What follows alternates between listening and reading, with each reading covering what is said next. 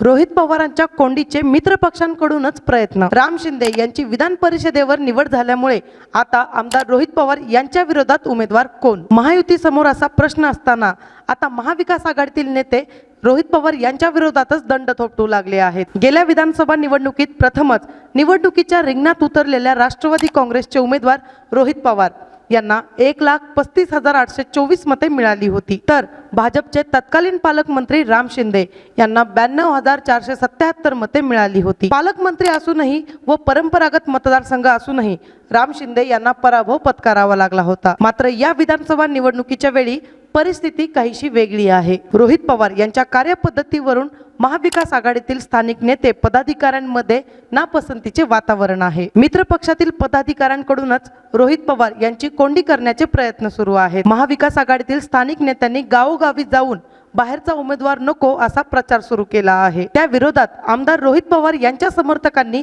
सुपारीबाज नेते असे फलक ठिकठिकाणी लावून प्रत्युत्तर दिले आहे। त्यामुळे या मतदारसंघात आता रंग भरू लागला आहे। महाविकास आघाडीतील घटक पक्षातून काही जण बाहेर पडले तर काही जणांनी दंड थोपटण्यास सुरुवात केली आहे। या प्रयत्नांना आता उपमुख्यमंत्री अजित पवार काय बळ देतात यावर आमदार रोहित पवार यांच्या विरोधातील वातावरण अवलंबून राहणार आहे। अशाच प्रकारच्या ताज्या राजकीय घडामोडी पाहण्यासाठी आपल्या बातमी टीव्ही या YouTube चॅनलला लाईक, शेअर आणि सबस्क्राईब नक्की करा।